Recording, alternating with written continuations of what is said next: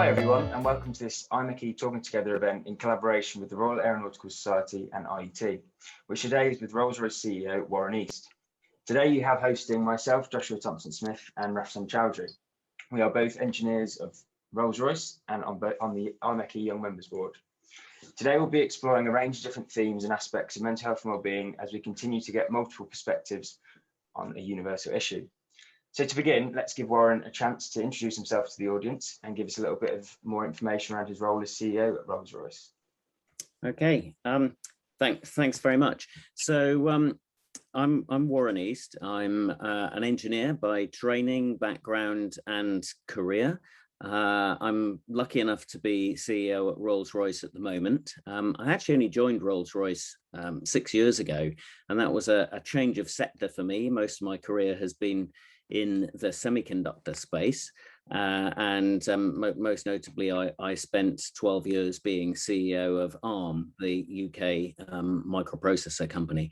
I am a fellow of the IET, and I'm a fellow of the Royal Aeronautical Society as well. That came with joining Rolls-Royce. I really had nothing whatsoever to do with aerospace before joining Rolls-Royce. And that's about it. I've had a very sort of fortunate career. I've always been really interested in the natural world, and I did an engineering degree because that seemed to be the way to learn about making the natural world interact with society. I wanted to be not a scientist in a white coat, but I've always been interested in the natural world. So it was a natural career choice for me. I've thoroughly enjoyed it, and I'm enjoying making the big changes that we're making at Rolls-Royce now to make Rolls-Royce fit for the future. Great, thanks Warren for the introduction. So we'll get started with this discussion around mental health and well-being. Firstly, I just wanted to ask Warren, how are you? I feel like we go into a lot of discussion and never really ask each other how they're doing and how they're coping with this whole pandemic. So just how are you? How was the last 18 months for you? And did you learn anything new about yourself during this pandemic over the last 18 months? That's a very big question, and it could be a question that lasts the whole of the interview, but I'll try to make it a bit brief. Look, I'm feeling well, relieved. The last 18 months have been a torrid time for us. They've been a torrid time for many businesses and many people, and those of you at Rolls-Royce have heard me say before, however bad it is for our business, for some people, COVID has ended in personal tragedy, and that sort of context helps me keep the challenges that we have on a professional and business level. It helps me keep them in perspective. COVID is a human crisis and a human tragedy, and yes, it's been very difficult for us as a business. And there were times last year when I was genuinely scared about the future of our company.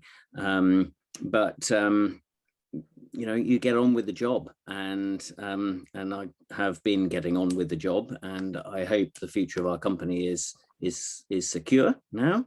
And that helps me feel better internally. The fact that I set things in perspective and then just get on with the job. Yeah, and I think that leadership does flow through as well. We were all scared as well, but then we felt secure and safe knowing that we have a good leadership team ahead of us, leading us. But talking on that topic, how have you dealt with the challenge of sort of leading this multinational company globally that has a global presence over the last 18 months? I think the change over the last 18 months, when you're in my sort of job, you have, I have 50,000 bosses inside the company, and I have, hundreds or thousands of bosses amongst our sort of stakeholders, and be they customers or be they investors.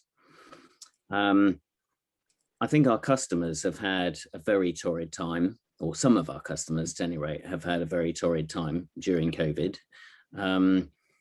our employees have faced a lot of uncertainty during COVID, and our investors have either bailed out or hung on with white knuckles for the ride. And really, for me personally, it's been dealing with all those people. So whereas in a normal time, you might find that quite a few of my brain cycles get devoted to plotting and planning strategy and that sort of thing.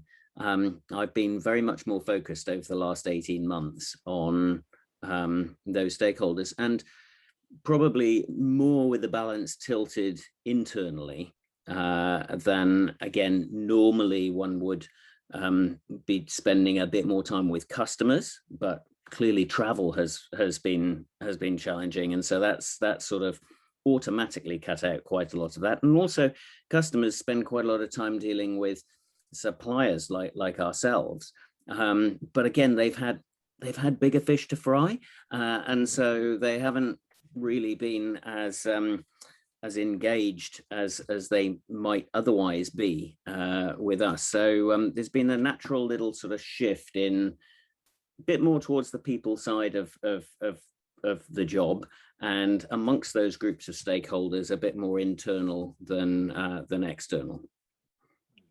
Yeah, I think that's probably quite different for yourself, isn't it, getting that more internal focus? And on that note, we wanted to ask a question: is what does a typical day of the CEO look like?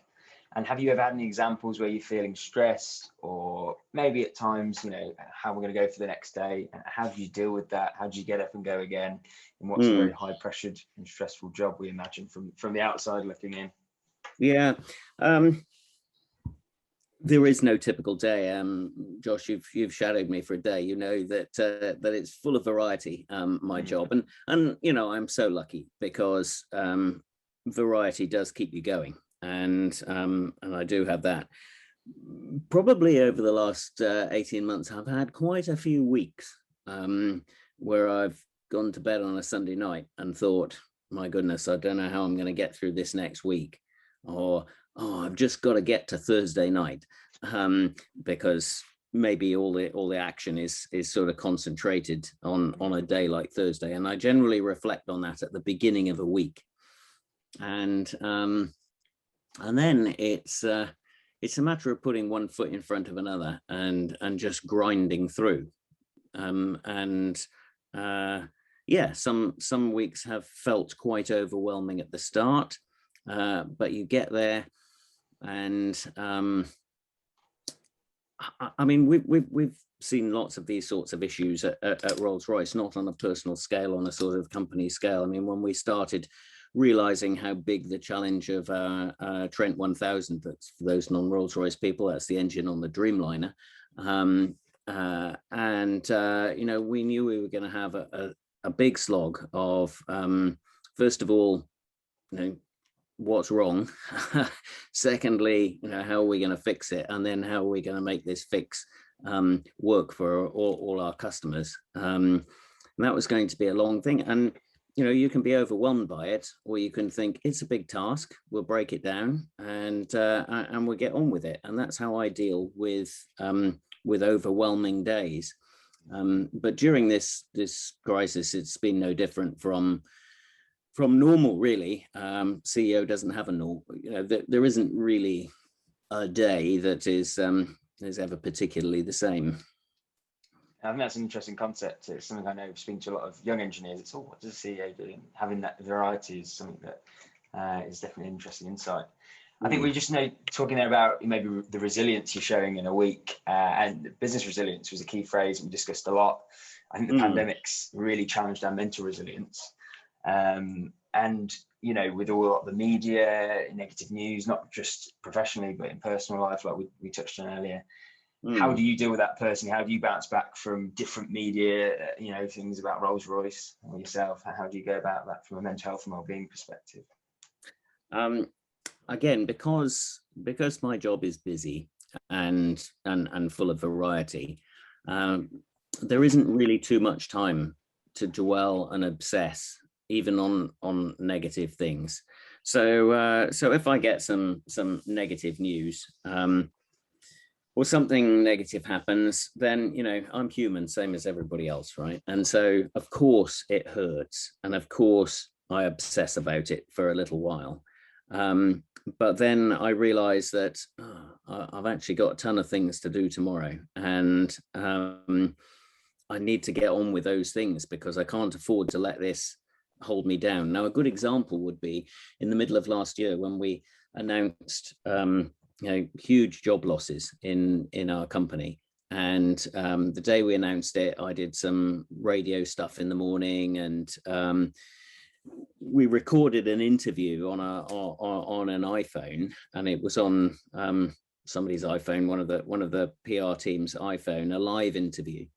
And the interviewer asked me a question, and they put some numbers in the question, which I just didn't recognize from the brief at all. And I sort of looked a bit quizzical and smiled. And anyway, this video clip of me looking perplexed was sliced, and there was a piece in that where it looked like I was smiling, and Piers Morgan and co picked up on it, and you know, it was all over the news that morning. You know, Warren East announcing 9,000 redundancies, and he's laughing about it.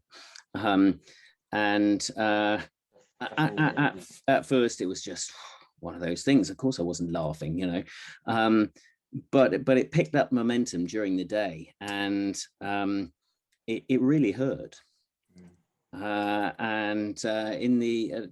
We finished doing what we had to do that day. Interviews and the like for most of the day, and then I got with the PR team, Teresa from corporate and Daisy in civil aerospace, and we took an iPhone and recorded an apology from me, just on the steps outside Moor Lane, and then I had to draw a line under it. Well, I could have obsessed about that for days, because, as I say, it really hurt. And what hurt was, of course, I wasn't smiling, and you know, the nation out there is seeing this sort of fat cat smiling at 9,000 people being made redundant. I mean, we've all seen these things where journalists take things out of context, and but when it happens to you, it really is quite grim. But you know, the following day I had lots of other things to do because we had to get on with dealing with those 9,000 people and their lives. So you bounce back because there's always something else to move on to. Yeah, I do. I remember that, and I remember feeling quite, you know, thinking there's a human behind the, you know, all of the media that goes on, and the direction that goes, especially on one person, and it must be really difficult to deal with. But that's a really interesting insight of how I just move forward. Yeah. I just felt really annoyed by the media. Like, come on, it just takes common sense. Nobody would be smiling at the time. Like, give them the benefit of the doubt, think positive. But that's what they sell, right? The clickbait and the headlines. So absolutely, it is. Yeah. I mean, they work in a competitive environment as well. Yeah, they have to sell their papers. The media bubble of mental health and wellbeing has been exacerbated by working from home, and it's something we've all had to adapt to. And I think people have reacted to it differently. Colleagues I've worked with, I've actually changed teams twice during the pandemic, and I've seen all the differences in how people work from home. Some people like it, some people don't. And I say that day that I took to shadow you, I noticed you know. You met with lots of different diverse people, went to loads of different meetings. Would you say as CEO, you miss that lifestyle of, you know, running around to different meetings, or do you actually like the fact you can work from home sometimes and maybe absorb the content in a different way? Yeah, I think like you say, you know, people, some enjoy it and some don't. For a job like me, I have learned that you can do some things online. So, you know, we're doing this interview online from 3 different locations, and it works. So some things work. Other things, I have done a few a few face-to-face meetings, obviously during the time early on, and in the depths perhaps of the pandemic, some of that was a bit challenging. I did travel overseas twice. I know some of our people have traveled overseas a lot, and the pain of having to do tests and all that sort of thing has been awkward for them. I think the pandemic's taught me that, of course, I will work more from home probably than I used to. I did actually work from home every now and again, probably typically about 3 times a year, 3 days a year. And now I could envisage working from home at least 1 day a week, possibly 2 days a week, some weeks, or maybe even some weeks 3 days a week. But face-to-face is really important, and I'm sure we've all experienced it. The sort of the step up in quality of conversation and interaction, particularly if there's more than 2 people, when you have a face-to-face meeting. And so that's why I'm optimistic about business travel. Sure, personal from a Rolls-Royce point of view, business travel and revenue coming back. There will be changes in behavior. People will travel less, and that's why our business in, say, 2025 will be smaller than we previously expected it to be in 2025. But it'll absolutely grow from here to 2025 and grow beyond, along with the economy, because face-to-face is important in business. Business is done between people, not between companies. So I think that working from home has been great. I talked with somebody the other day. We were having a meeting, and he'd been walking the dog in the morning at 7 o'clock or whatever, whereas normally he might have been getting in a car and driving to work at 7 o'clock in the morning. And I've done that as well, and it's great. But there needs to be a bit of both. Elements that can help your well-being, like you said there, having more time maybe in between. Yeah. But I must admit, sometimes I don't see people's faces for weeks, and you think, I've only heard your voice for 2-3 weeks. I don't know your face. You mentioned that you'd changed teams. I mean, I have worked with a few people who've joined our company in that time. I mean, Isabel Green, who's head of our investor relations. You imagine investor relations was a very busy job last year. And poor lady, she joined as we presented our full year results at the beginning of March. That was her first gig. That was the first time I met her wearing a Rolls-Royce badge. And a week later or a fortnight later, we were all locked down, and I didn't see her again face to face, or I did face to face around the AGM time about 3 months later. Crazy, isn't it? Yeah. Crazy. Yeah. Yeah. It's amazing change in professional life. Yeah, I think everyone all across the world had to adapt and learn something new. But I'm just going to move away from the last 18 months now, and just focus on before that. During your career, have you ever felt lonely at a workplace, whether it's engineering or a leadership role? Because the saying goes, it's lonely at the top. But and did that ever sort of make you change your career plans or the kind of roles you wanted to take? Yeah, I mean, fortunately, "it's lonely at the top" is a sort of well-known cliche. Cliches are generally cliches for a reason, because the answer is it can be lonely at the top. The fact that a lot of business questions are, there is no right answer, right? But somebody has to make the call.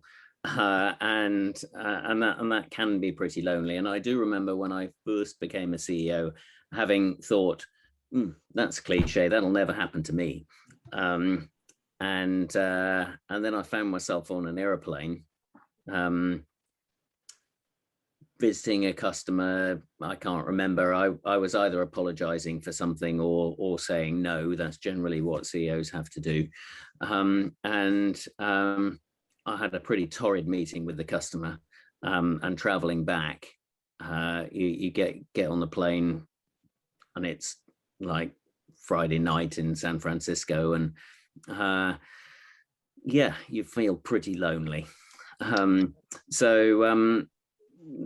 it never caused me to change. As an engineer, I never particularly found it lonely. I remember doing a job where I was a sort of sole person on design of this thing for about 9 months, and trying to get the blooming thing to work and get design right was a pain. And I do remember sort of trudging in, and it was in a lab which didn't have any windows, and I was there for about 6 to 9 months, and that was a bit lonely.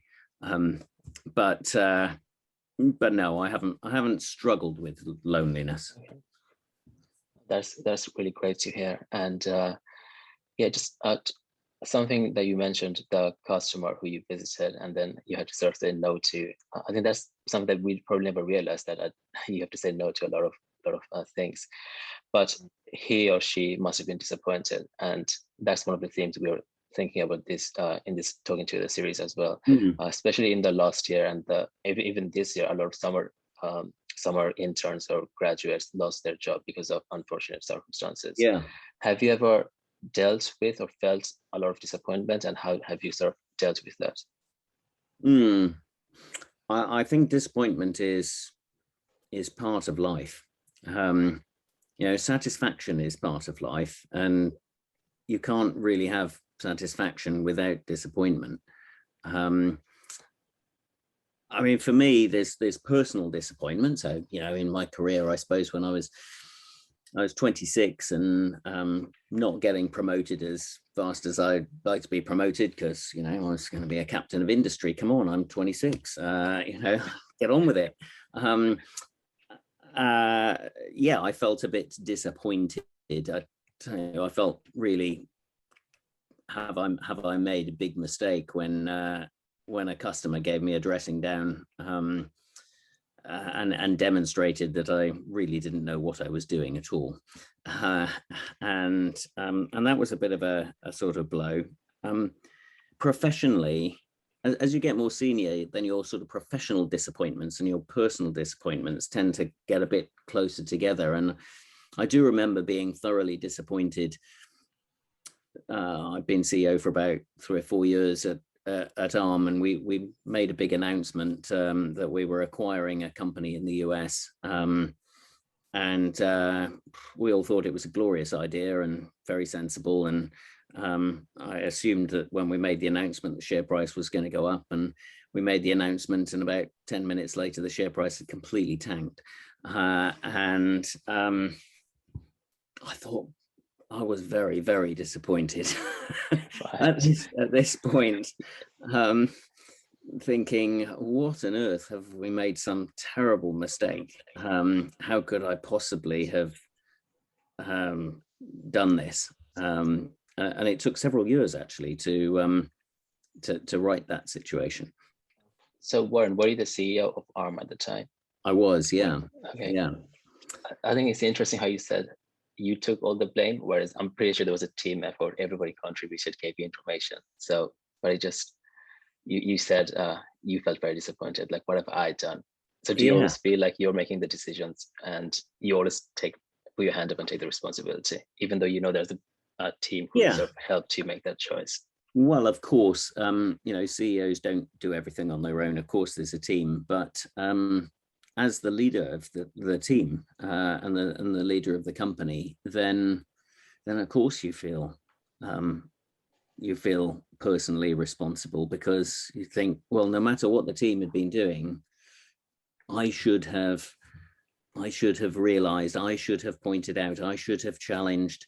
The team relies on the leader as well, and it's a sort of two-way thing, and that's why when things like that happen, I feel personally responsible. And these scenarios can kind of manifest themselves into uncertainty, whether it's about a job or the direction of business, anything like that. Anyone that's feeling uncertainty about their career at any point, have you got any advice from your own reference points that you would give around uncertainty? Yeah, I mean, I have lived through some substantial periods of uncertainty, typically around time when I've been looking for a job, or my job has been sort of questionable. Am I going to get fired? I mean, as a CEO, of course, you're only as good as your last gig, and if something goes wrong, then you are the one that the board can fire and make a change through that. Boards don't really have many tools to other than that to work. And so, yeah, I've lived through that sort of uncertainty. I mean, my advice to people would be that just get a sense of perspective of time, because on a day-to-day basis, if you're living through a lot of uncertainty, each day is very long. But you have to remember and remind yourself that although it feels long, it's still only 24 hours. And life lasts quite a long time, and a career lasts quite a long time, and even a job that you're only in for perhaps 18 months or 18 months to 3 years, that's still a very long time compared with the weeks of uncertainty that you might be living with through a particular episode. And so I've generally sort of dealt with it like that and said, okay, this is uncertain. I mean, I can't do anything about it. It's almost in the definition of the word, isn't it? And so so I just think forward, with a sense of time. And thinking about young STEM professionals, I'm quite lucky to work with the universities in recruitment events, and it's very clear that the students have become quite uncertain about the next 10 years, especially in civil aerospace. I think Rafsan and I joined Rolls-Royce in a period where Trent XWB was really starting to ramp up, and we're seeing, that fantastic product and service. But some young STEM professionals just coming into it now are saying, civil aerospace, is that going to be a part of the industry that's fraught with uncertainty for quite a long time to come? What's your kind of perspective on that? I think it will be a bit uncertain. I mean, you heard me say a few moments ago that our market is going to be smaller in 2025 as a result of this pandemic than we thought it was going to be in 2025 pre the pandemic. We can't really size that gap. It feels like about 30% at the moment, but we won't know until we get there. So there is some uncertainty. My firm belief and conjecture is that flying is a good thing for the world, and growth, business travel will come back, not as much as it was before, and therefore the difference in market size, but business travel will come back. I think people will get confident about flying again, and so personal travel will come back, but people just won't do as much of it as they would otherwise have done. But the economy will have grown, and so we'll still get the growth, but it's just growing off a smaller base. How I can say that, and I can make rational arguments about it, but I probably can't fix the uncertainty in a young person's head. What I can say is that the world does go through periods of uncertainty, and if we look at the Twin Towers, we look at the financial crisis, both of these had huge ripple effects on the economy. And yet, here we are, some years on from the financial crisis, and the world is different. I mean, two of my children graduated just around the time of the financial crisis, and were looking for jobs, and there was much uncertainty, and there was this notion that they would have to compete for jobs with the graduates of the previous year that, you know, didn't have jobs because of the financial crisis, etc. And that I remember lasting for a few years. But actually, a few years on, and the world learns to operate in a slightly different way, and you know, those people have jobs.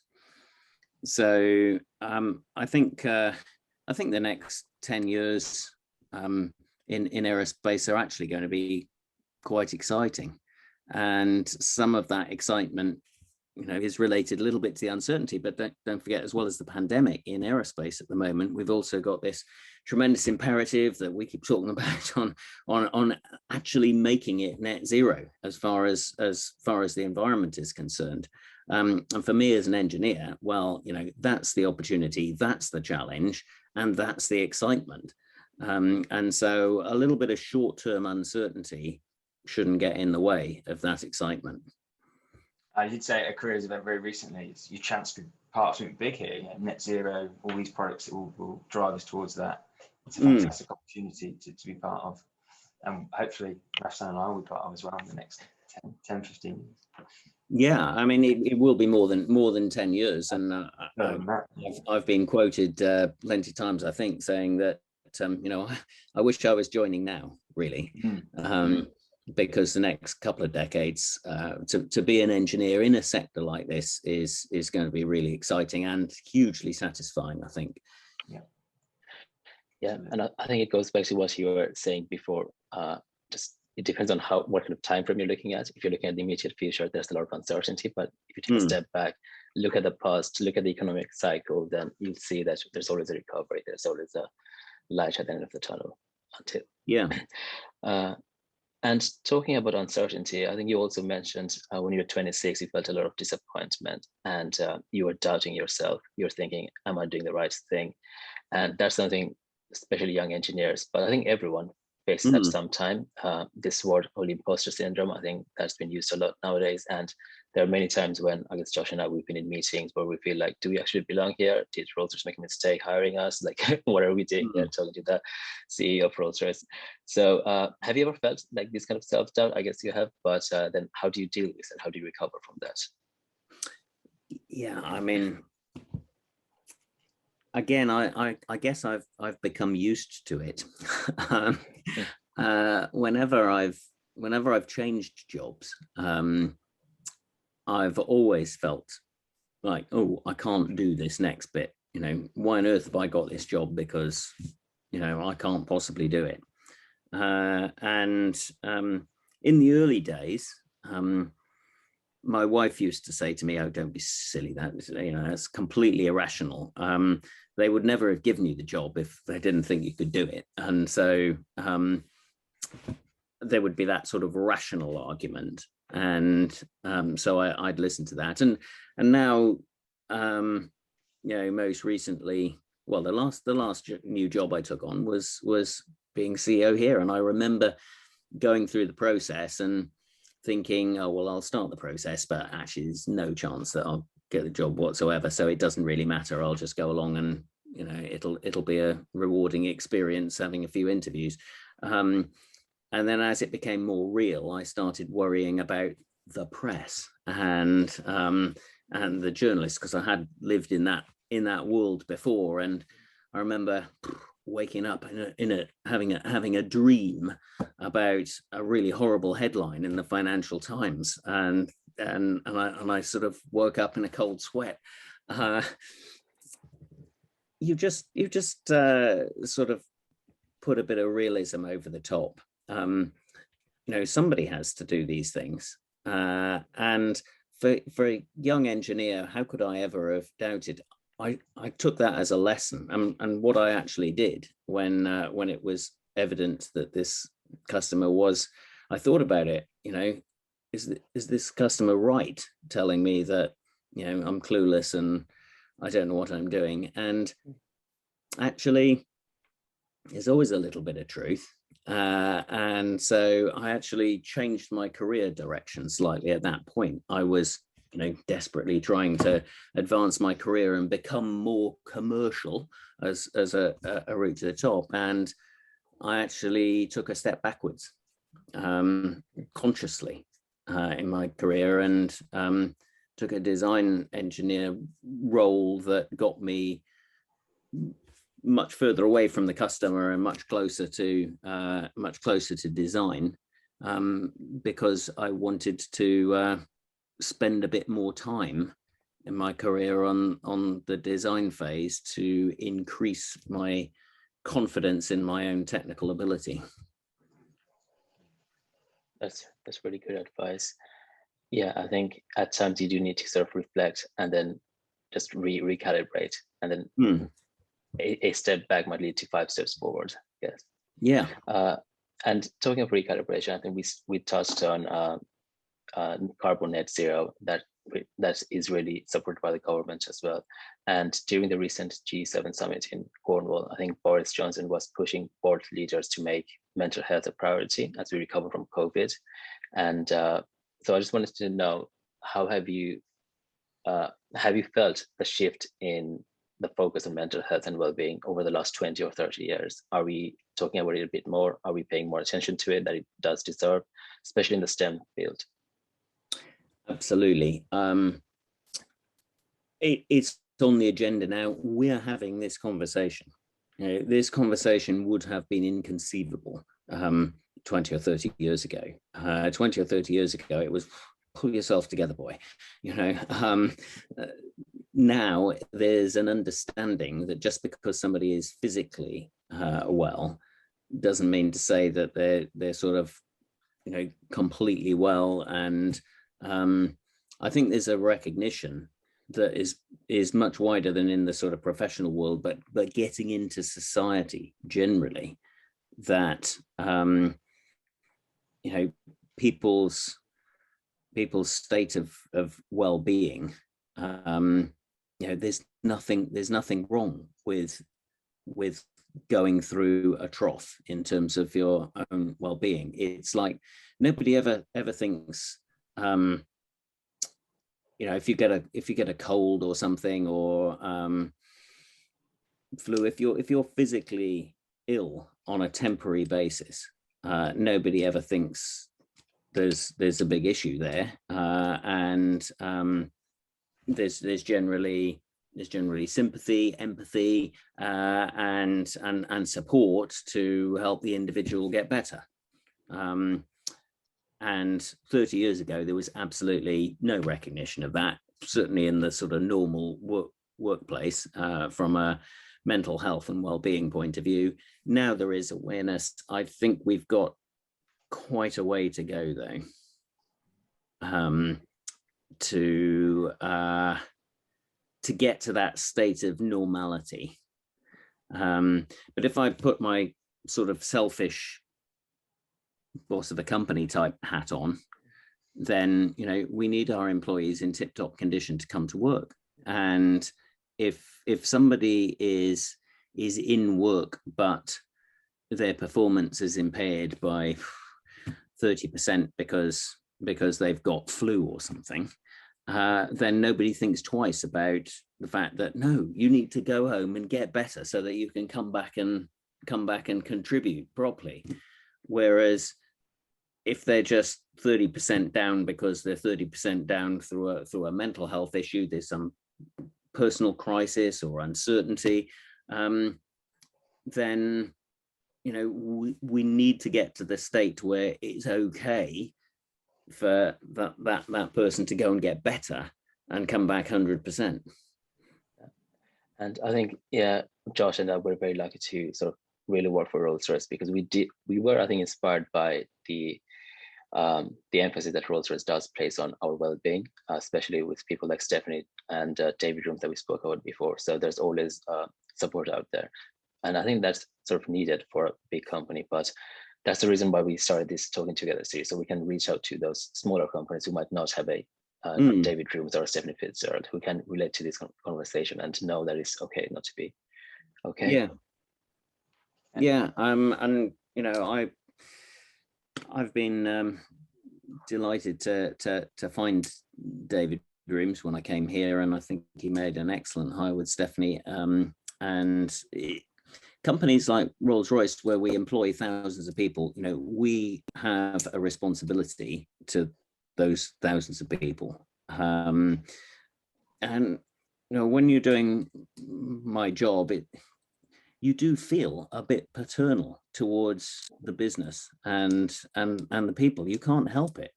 So if somebody says something bad about Rolls-Royce, then I feel the same way as if somebody says something bad about one of my kids. And Rolls-Royce is the people within it. Mm-hmm. And so I'm delighted to hear you say such good things about David and Stephanie, and I'm very proud of you for thinking about the fact that we also, as a company that can afford that sort of support, should start to try and make it available to others in the sector. Yeah, and even this morning I was quite pleased to log on this morning. There's an email from Rolls-Royce about getting moving and the physical side of well-being, which talking together is one thing, but actually you know, getting some exercise in and all those different activities you do away from the professional life is important. I mean, I went to Wimbledon last week and it was amazing. Just one day, some of the balls wanted to do, and I got the chance to go. It gave me this, like the day after, I was like, oh, and I felt I had this motivation kick, if you know what I mean. And yeah. It's that hobbies and interests where I play golf and football. Every time I play football, I have this kind of insurgence to go the next day and achieve the goals professionally. And so that kind of the moving side of mental health and well-being, getting active. What's your hobbies and interests? What do you do away from the professional scene? Well, interestingly, I know exactly what you mean. So until recently, and all the last few years, I had kids at home, and so they take up a lot of time and effort, but you know, hugely rewarding. But you know, holidays and things are active. I like dinghy sailing and skiing and walking up down mountains and that sort of thing. And I know what you mean. It's cleansing, and it makes you feel better mentally. You know, having to concentrate on sailing, you have to empty your brain of all these other things, otherwise you find yourself in the water, or you can do, and so I find that sort of thing great. And the other little tip that I've done is I try to allocate a bit of holiday to have occasional long weekends. So like your day out in Wimbledon, at Wimbledon, if I take a Friday off or a Monday off, you know, that suddenly has increased the weekend by 50%. It feels like a minor holiday, and that's long enough to go away and get some sailing in, or if I take 2 days and make it a long weekend in the winter, then go skiing or something like that. And it is hugely refreshing. And yeah, I think this is why we really like talking to leaders in the company, because we get these little gems and hidden tips and tricks of the trade. And we love to. As I said, many I think you sit behind a desk 19 hours a day and you don't do anything else. It's quite funny to listen to people go, well, CEOs, they just sit at their desk and then they think they have to as well. But obviously it's not. No, you really don't. You really don't. I went swimming this morning at 6:30. Oh, there you go. So yeah, we love asking questions. But Warren, is there anything that you would like to ask us, just to flip the table? Yeah, now that is really interesting. So we just talked about the fact that we've got further to go on mental health and well-being, and you know, in that context, or even in the context of just helping to deal with some of the pressures, the uncertainties, etc., that we've spoken about, you know, I'd love to know the half a dozen things that you see from an early stage in a career, you see people like me doing and our executive leadership team doing, that you think that is just plain stupid. You know, these guys need to think again.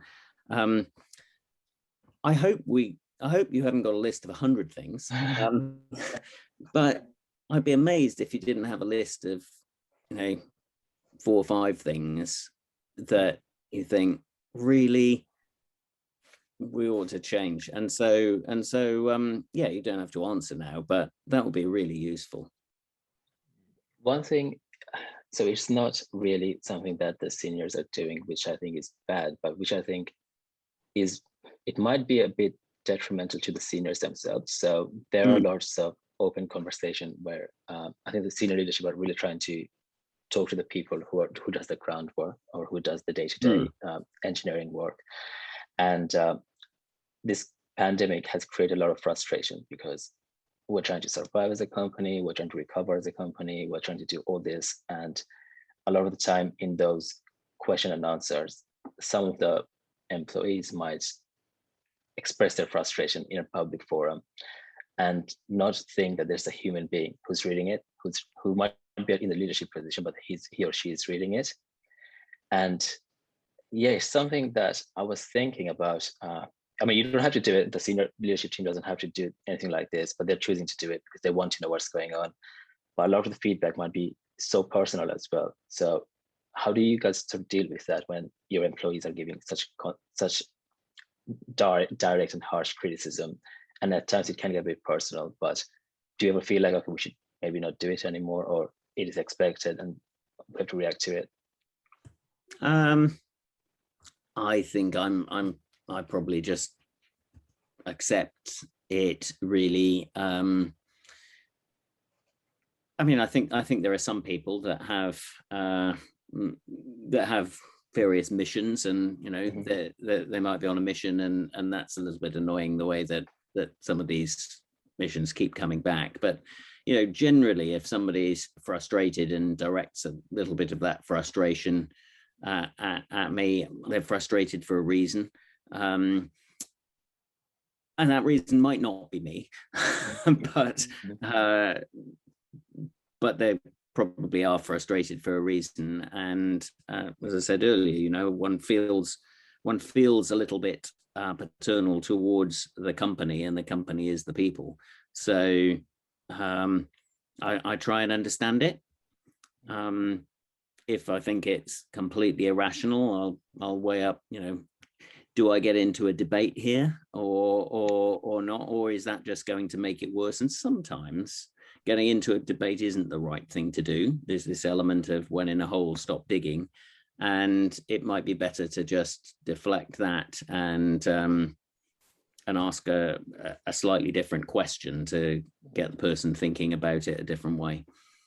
Yeah, I think that's the thing. Like, we are just all focused on our own day-to-day and what we're doing and the struggles we're facing. We don't think about the other people. But yeah, this is where it's really good to have those kind of conversations, see from other people's perspective, whether it's from the senior level or the junior level. I was going to say my brother's company, they don't have any visibility of the executive board, so he's very surprised. He goes, "You're speaking to the CEO today." He can't get his head around it, but that's testament to the type of executive team you are. I think the only thing I would say is I remember there's lots of lunch and learns on site when we were in the office.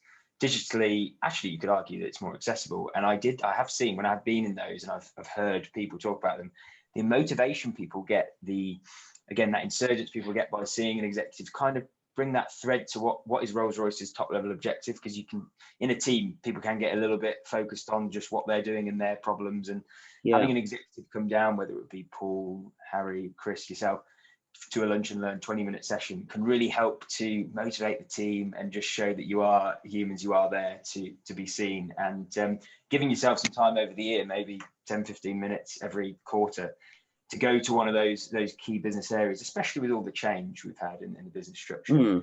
I think you definitely see a lot of motivation from within the teams. I know there's some teams that they've seen some of the events I've done and said, "Well, I've never met a CEO, Rolls-Royce CEO, or a CEO for that matter." So that's the only thing I would say is, carry on doing what you're doing and try and put that time aside for those lunch and learn sessions. Fantastic. Yeah. Okay. Thank you. And having this sort of conversation and you saying that does make a difference, because it's easy to forget that sort of thing in the sort of crisis that that hit us last year like a tidal wave, then it isn't that there's been a conscious decision, not to do lunch and learns. It's just, well, half the people aren't in a physical location, so it just goes out the window. But as you say, very accessible over this sort of medium as well. We could do some physical lunch and learns, and we could do some virtual lunch and learns. It's up to the teams to, from within, we approach yourselves. So I'm certainly going to say to my team, just approach the boards, and ask them, would you like to come do a lunch and learn this quarter? And we'll be open for it. I think they will be open for it. Yeah, they're definitely excellent events. So the final question, we like to ask this, it's a very short one, but if you could pick 3 words out of a whole dictionary, what's the 3 words you would choose to describe what has been a very successful career? I was given a presentation to the board last week, and I admitted the fact that I only got a C in English O level. So my vocabulary is probably not wonderful. I've had a very satisfying career to date. I mentioned satisfaction is a sort of flip side of frustration and uncertainty, and I have had a satisfying career. Interesting. I've been stimulated.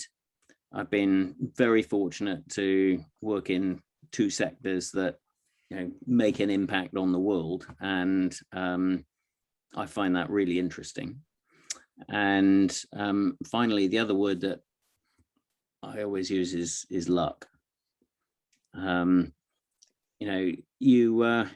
It's hard to be a CEO without hard work on the way, but you can do a lot of hard work on the way and not have luck, and then not be a CEO. So I've been lucky. Spin the wheel. I like it. Yeah. So I think luck definitely plays a part, but I'm sure it's fully deserved.